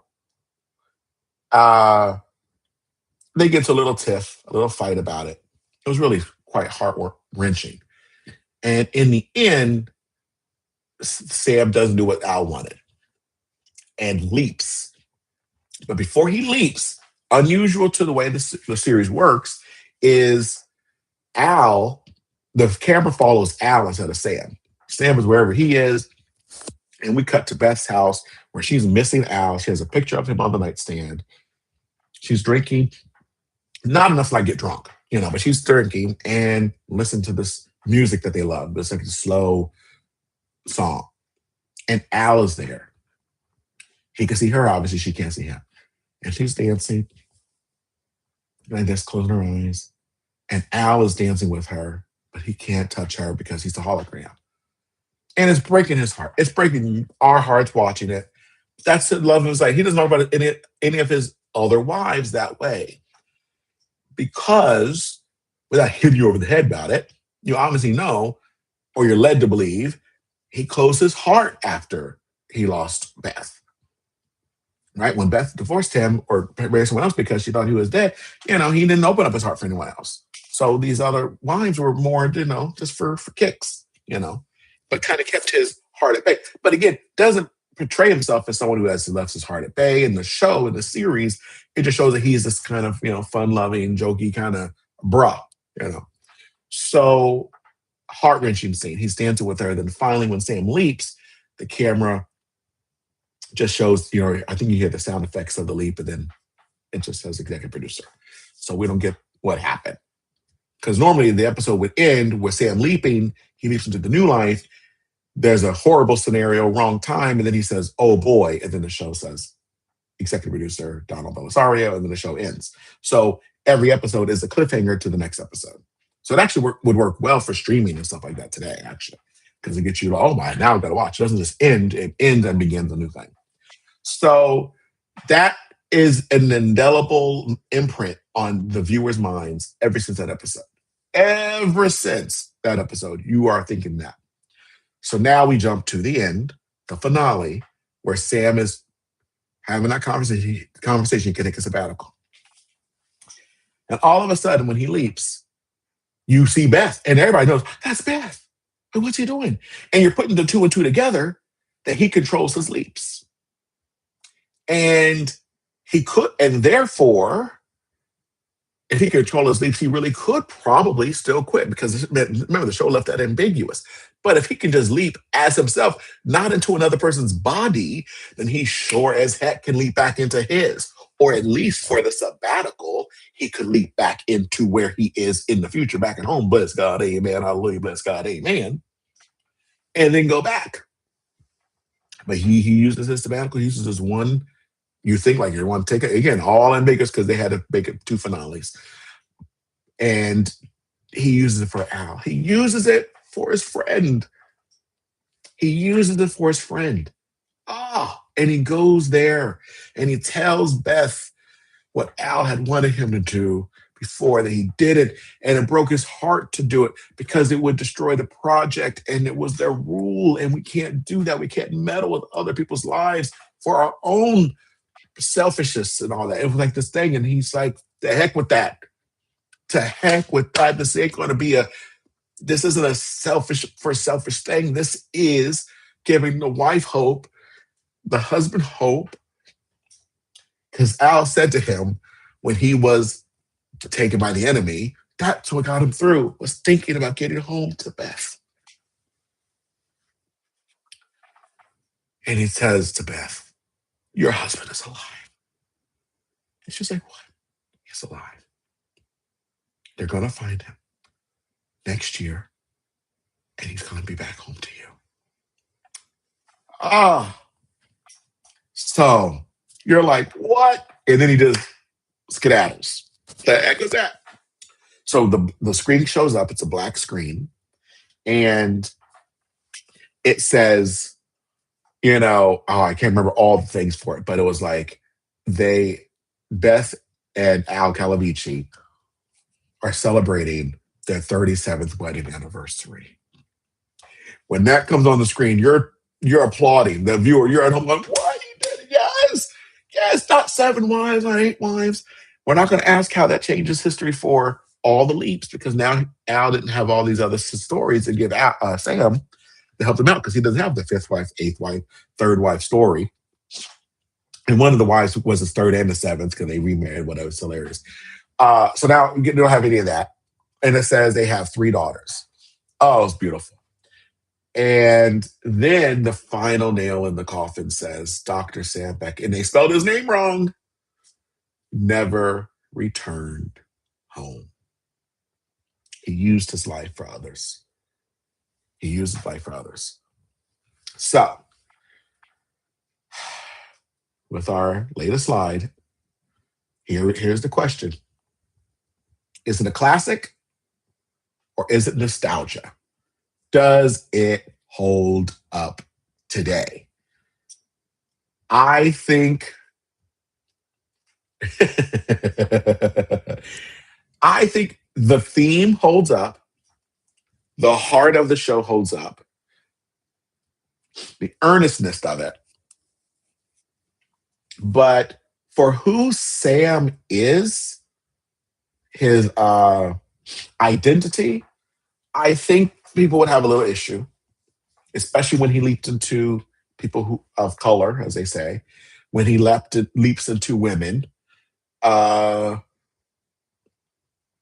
Al's commentary about women, his speaking of them, are all things that would bring people pause. It would be like discussion fodder. It wouldn't cancel a show, but it would be the way we talk about media today.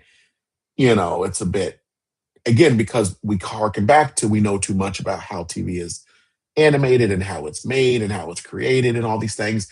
And so people, I think, would be really on the lookout, and they would probably pull apart and dissect Donald Belisario's life. That's the creator of the show, him and his wife, who serves as producer and the voice of Ziggy, by the way.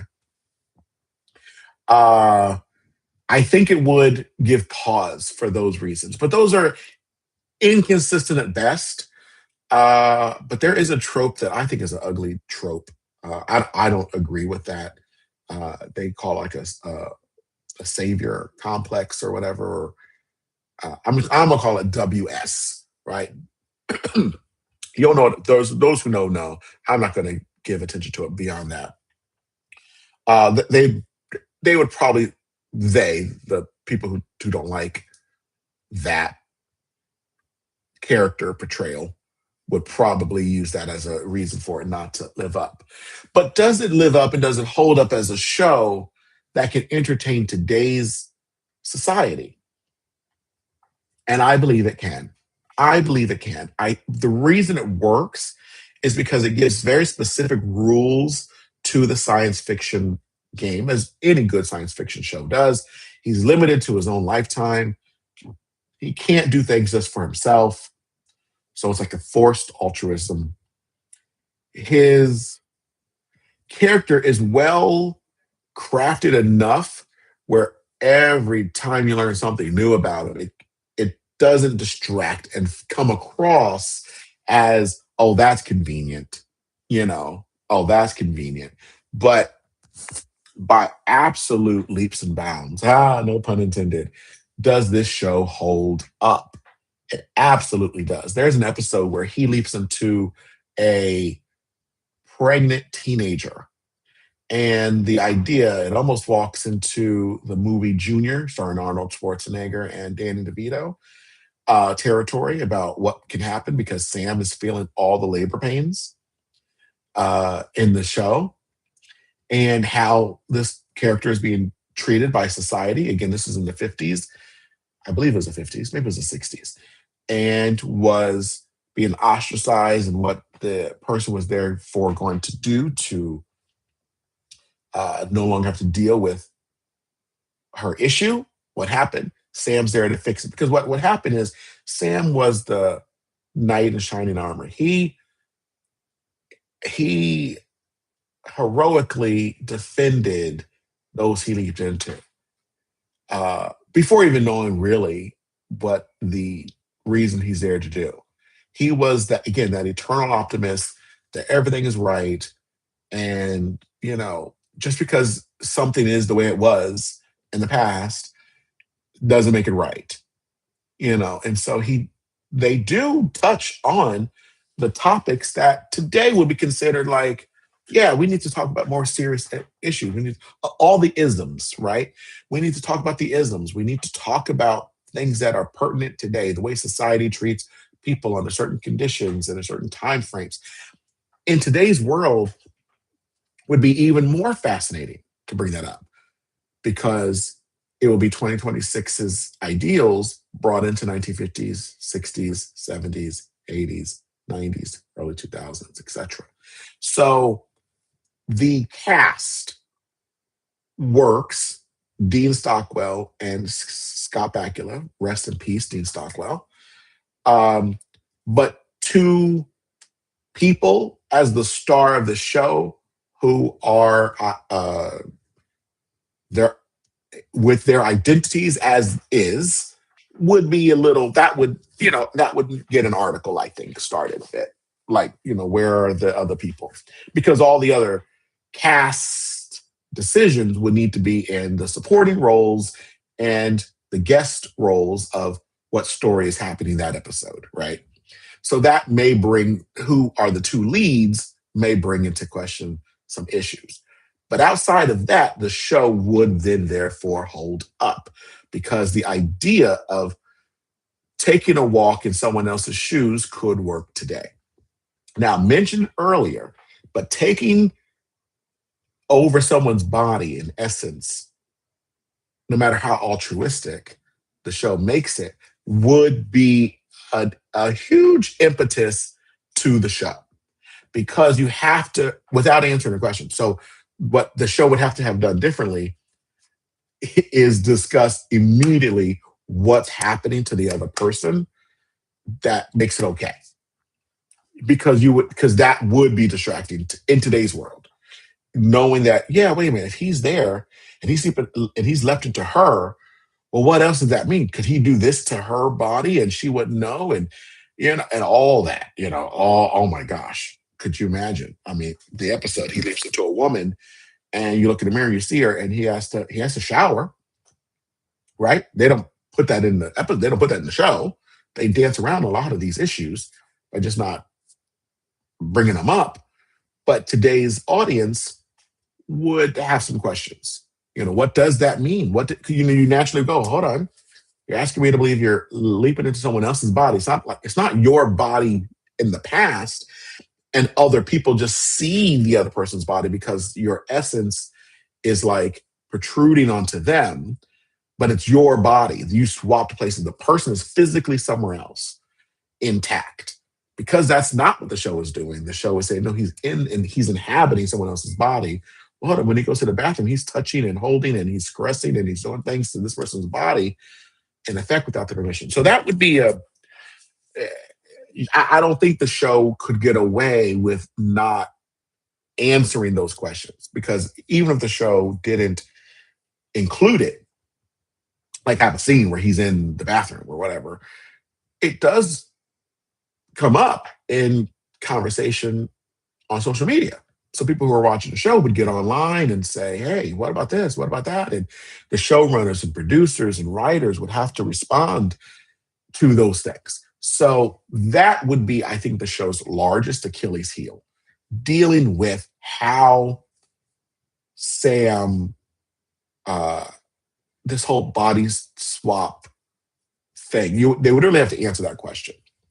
So in that specific way, does it hold up? No, but could, right? Then that's a pretty big premise. That's the whole premise, you know.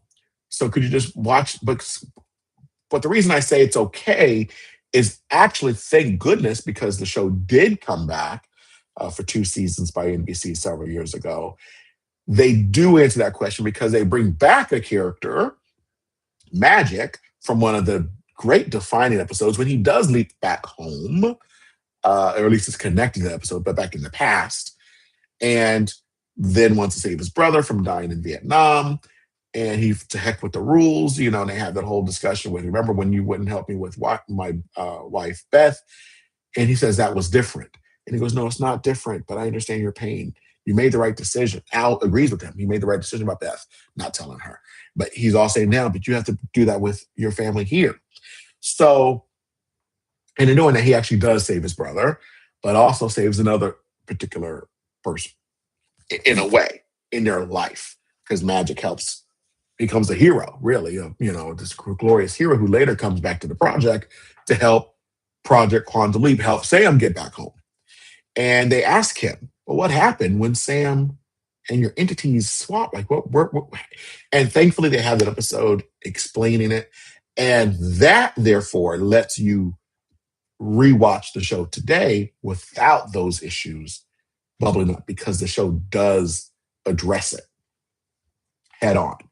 And so it's one of those few cases where I think had we not had the new show, could it survive? Yes, in a sense where it could be nostalgia for people that like it, for people that are okay with this was set, this was a different time, and all that. But now with the new seasons coming forth and explaining that, it actually lets you watch all of them today without any nervousness or worry or any disrespect, any of that. It's really a phenomenally interesting show that it's the new continuation of the story, which makes the older story enticing and allows it to hold up to modern day. Because in the episode where I was explaining before, for instance, as a great example for this, it's regarding, the episodes regarding SA and self-deletion. Those are two heavy scenarios that today we don't want any kind of too much humor around it. They're very serious topics. But there's a point at the end where he saves the lady by reminding her who she is, her strength, her power, the love she has from people that know her. She can make a different decision. And she genuinely comes to that point of wanting to live her life. Not just, okay, I'll not take my life because you said so, but genuinely sees the value in her own life. And at the end of the episode, because it's pretty heavy of a scene, the show says, hey, let's give you a cathartic moment regarding the bad guy boss. So Sam gets to finally do what Al said he couldn't do of the episode before, which is make an impression. Because he wants to just beat the guy up. But he's like, that won't work. Beat the guy up, it's going to be really bad for the woman you've leapt into and her career and society and everything else. So what Sam does is he goes back to that boss who is always SA and all that and trying to creep her out by forcing himself onto her. Very creepy. He goes into Sam goes into the office as obviously the person who the lady that the guy thinks he is because he's leapt into her body. And Sam gives in to all the SA, right? The guy's like, he pushes her onto the couch. I'm going to call Sam her for this because it's a very interesting moment. So you get the dynamic of what's happening. Pushes her on the couch. And Sam whispers in the boss's ear and says, I love this. I love that you're so into me. I'm into you too. And it's like, really? He's like, yeah, it's going to be great. He goes, I love that you don't mind that my past doesn't bother you. And he's like, well, what do you mean my past? Oh, that I was born a man. And the guy, even laughing at it, today would be people like, don't laugh at that. But he jumps up. The boss is totally disgusted, surprised, doesn't like it. And literally, I think at one point says, ew, like, oh. He's like, but you look so, he goes, yeah, I've had, work done. He goes, you've done that? He goes, yeah. So come on in over here, shake it, shake it, boo boo, or whatever. They're interacting. And it's played for laughs because you're like, that's ridiculous. And it's like, this is the great way to get the guy not to keep advancing on her, to leave. So she's not the bad guy in this, punching the guy or whatever, or dismissing his, him outright and all this thing. But I think that would be I think the term is problematic. That would be a very problematic episode today, as is, right? That would get a viewer warning, I think. Some type of, this was made in a different time and all the other things, because we do have men who have taken surgery to have a more woman body and have woman genitals, and then live their life as a woman. And so, they believe nothing is funny about that, right? That's fair for them to not think there's anything funny about that. That's not fodder for a joke. That's not, in the reaction of the boss and all that stuff. It's like, so that would be an episode that would get a warning label most likely attached to it. And I have to admit, there are many episodes that have things like that in it. So those episodes, as they come up, may distract you for the moment. But I also believe if you watch from the beginning and get to those episodes, I think it does hold up. Because part of the reason today will be considered problematic is because we don't know, well, what are you trying to say? Right? Because everything has a deeper meaning for social media, and people would want to say what you're standing for and against. Right? We need to know your motivation. We need to know your motivation so we can know with what you're saying if we can give you the benefit of the doubt or not. Right? So coming to this conclusion later in the series, as you have now come to understand who the character is, and even who the writers made Sam and Al to be, two guys with a heart of gold. There's even a scene where Sam gets electro, what's that word? Electromagnetism thing. Is back what psychologists used to do, or psychiatrists did a few times in the past, in the 50s. They would, fry your brain, basically. Electroshock therapy is what it is. And so Sam is not himself. And because Sam has leaped into so many people in his career of being leaper, his brain is now everywhere. And so for moments of the story, he jumps from character to character in his mind as he's leapt into this person back in the past. And he's losing some of his connection to Al because Al's connected to Sam's brainwaves. But Sam's brainwaves, because they got electroshock treatment, is all over the place. And he is seeing, and he's thinking he's these other people, right? At different times of the day. So there's a moment in the scene, or in the episode, where Sam is this gentleman who has, was it the slow guy? I think it was the guy who had a mental disorder. No. Oh, he goes into a boxer. Yeah, it was a boxer who continually got injured a lot of the hits to the head, and is confused. And he don't know where he is. So he's like, oh no, I'm Kid Cody. I'm this guy. I'm Kid Cody. And what's going on? And Al's trying to calm him down and say, no, you're Sam. And Sam. So he's finally explaining, no, you have to understand. There's a guy named Sam. He's upped into your life. He helped you put right what once went wrong and all that. So he's calming the guy down. And the guy says to Al, oh, the Sam guy you're talking about, is he a good guy? Huh. Sorry. But the way he said it, so innocently, like, is he a good guy? And it takes Al a moment. And Al's normally very, nothing gets to Al. So for him, it's a bit deep in that moment. And Al says, yeah. He's a darn good guy.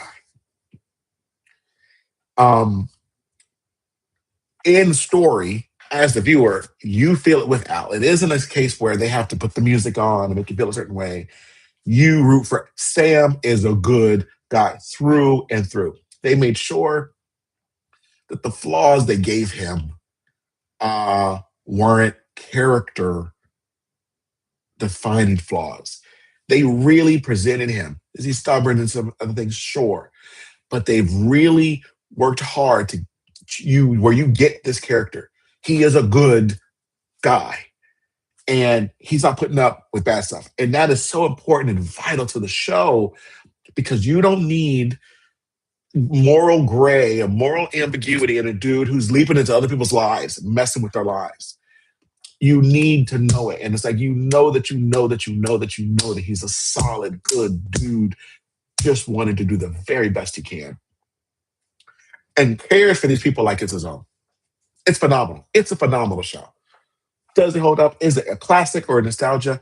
It is a classic. It's timeless. It holds up. And now to the last part, as you see on the slide here.